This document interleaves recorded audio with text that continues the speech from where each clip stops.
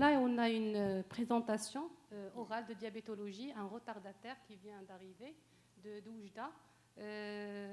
La présentation de l'équipe de Oujda, stéatose hépatique, quelles caractéristiques de son association avec le diabète sucré de type 2, étude de CHU Mohamed VI de Oujda, présentée par monsieur. Enfin, à vous la parole.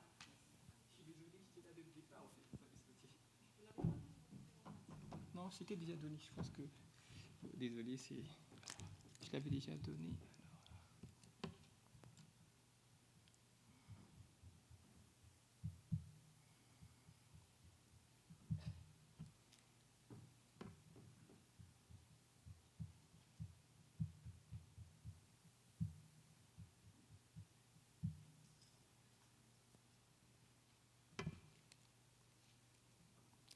Chers maîtres, honorable assistance, nous avons les signes honneurs et le réel plaisir de vous présenter le résumé de nos travaux portant sur le thème stéatose hépatique non alcoolique, quelles caractéristiques de son association avec le diabète sucré de type 2 au CHU Mohamed VI Oujda au Maroc.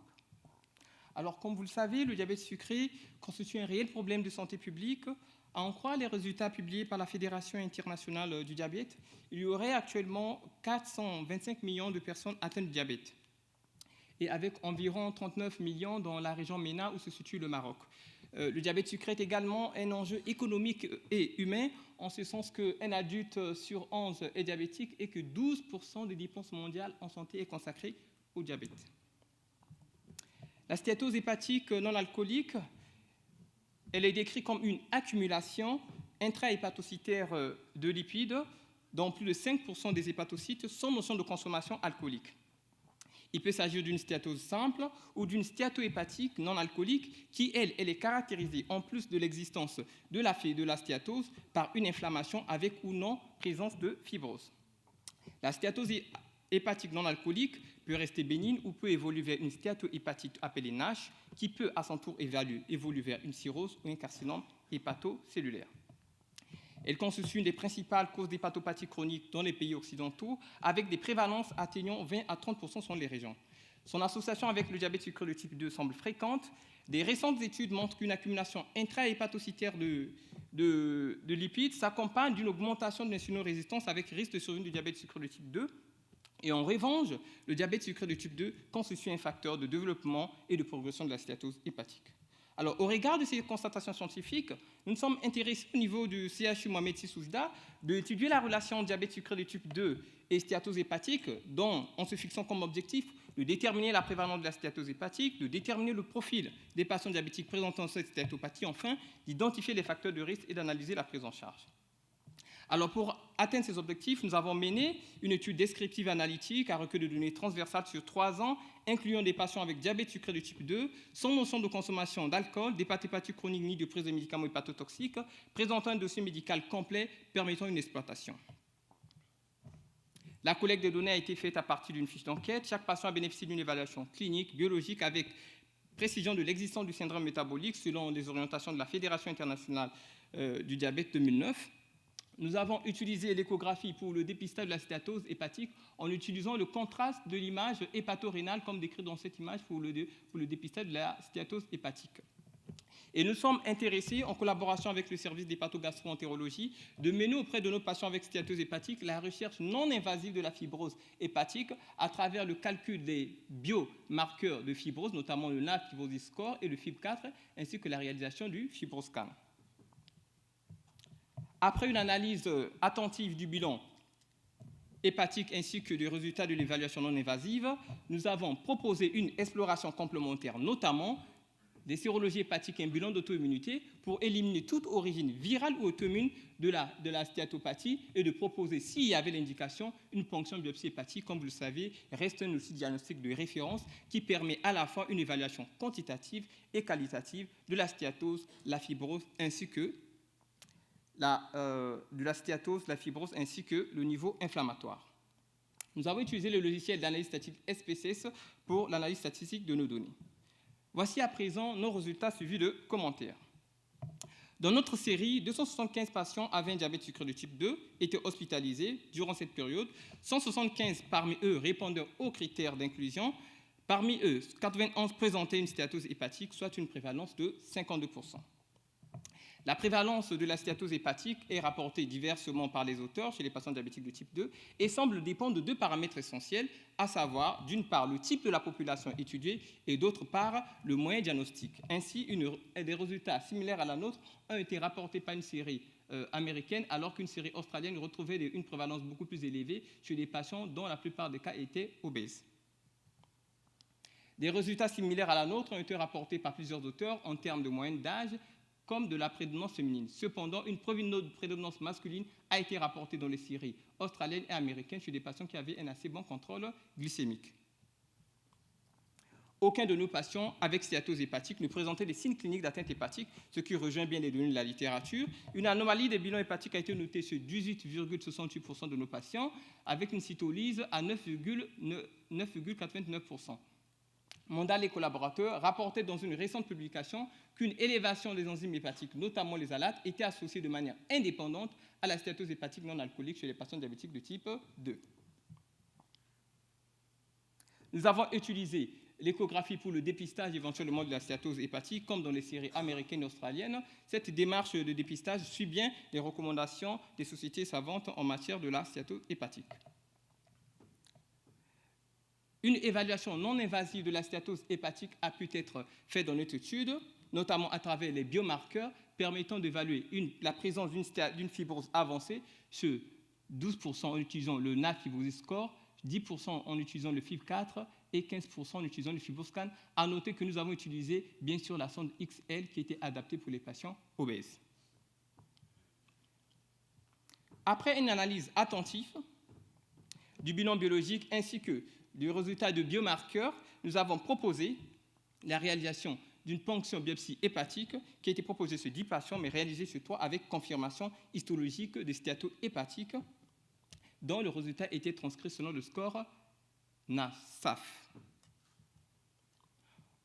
En analysant de manière attentive la population de patients présentant une NASH, nous avons constaté que ces patients présentaient un déséquilibre pour 2 d'entre eux et présentaient tous une obésité, une hyperglycérémie, un syndrome métabolique, ainsi qu'une fibrose avancée à l'évaluation non invasive de la fibrose. Alors, en analysant de manière comparative la population des patients diabétiques de type 2 avec stéatose hépatique et celle indemne, nous avons noté que les patients diabétiques de type 2 avec stéatose hépatique présentaient de manière statistiquement significative une obésité, un syndrome métabolique, des complications macrovasculaires ainsi qu'une hypertriglycéridémie. Et plusieurs auteurs à travers la littérature prouvent que l'obésité, le diabète sucré de type 2 ainsi que le syndrome métabolique constituent des facteurs de risque importants, influençant de manière statistiquement significative la survenue de la stéatose hépatique non alcoolique. Dans notre série, les patients avec stéatose hépatique présentaient de manière statistiquement significative des complications macrovasculaires. Et des données de la littérature témoignent que la stéatose hépatique non alcoolique est liée à une augmentation du risque de survenue de maladies cardiovasculaires, cela de manière indépendante à l'existence des autres facteurs de risque.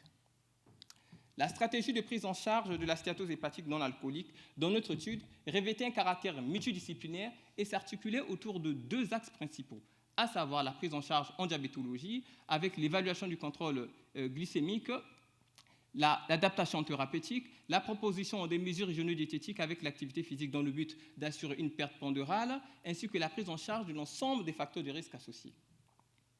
En hépatogastroentérologie, elle intéressait l'évaluation de la fibrose, la recherche de NASH et évidemment le suivi. Cette démarche de prise en charge suit bien évidemment plusieurs auteurs ainsi que les recommandations des sociétés savantes européennes sur l'étude de l'obésité, du diabète ainsi que du foie. L'analyse donc, de l'évolution à une année a pu être réalisée sur 55% de nos patients et on avait à noter une amélioration substantielle en ce qui concerne le contrôle glycémique, l'anomalie du bilan hépatique ainsi que l'hypertriglycéridémie.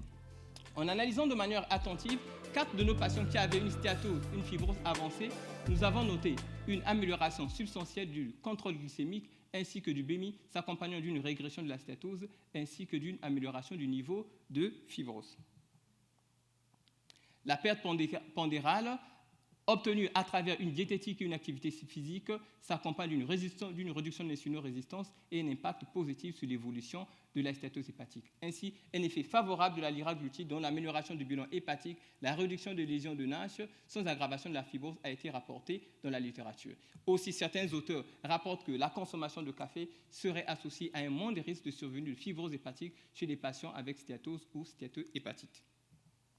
En conclusion, il convient de dire que la stéatose hépatique non alcoolique constitue une entité importante à connaître et à diagnostiquer. Son association avec le diabète sucreux de type 2 est fréquente et peut être responsable d'une morbidité non négligeable, d'où la nécessité de savoir la diagnostiquer, évaluer la fibrose, ainsi proposer une recherche de Nash avec une ponction biopsie hépatique qui peut être réalisée en cas d'indication. Sa prise en charge doit être multidisciplinaire, comportant l'observation des règles hygiéno-diététiques, un bon contrôle glycémique, la prise en charge de l'ensemble des autres facteurs, ainsi que suivi en hépato-gastro-entérologie. Nous vous remercions de votre attention. Merci pour votre présentation. Est-ce qu'il y a des questions dans la salle concernant cette communication? Je voulais vous poser une question concernant le traitement de la stéatose. Est-ce que vous avez eu l'opportunité de prescrire les analogues GLP-1? Oui. Et concernant les statines, est-ce que vous avez modifié les thérapeutiques ou vous avez laissé les mêmes doses, le même traitement? Alors, concernant la liraglutide, évidemment, nous avons eu deux patients qui ont pu utiliser la liraglutide.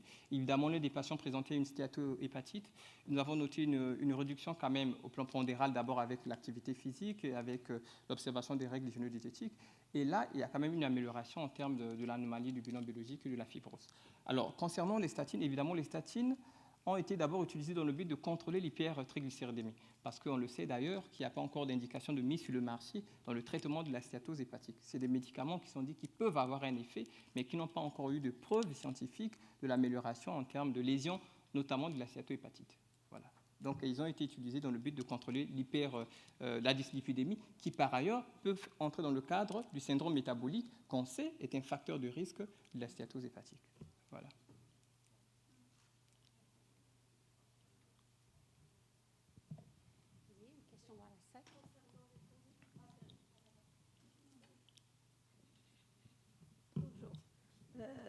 Concernant le bilan lipidique, quelles sont les valeurs des triglycérides que vous avez trouvées chez ces patients?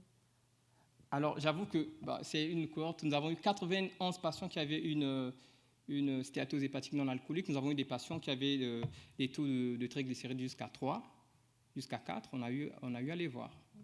Voilà. Ah oui, le maximum que j'ai eu, c'était à 3,8. Voilà, dans la cohorte que nous avons, bien évidemment. On vous remercie. Merci.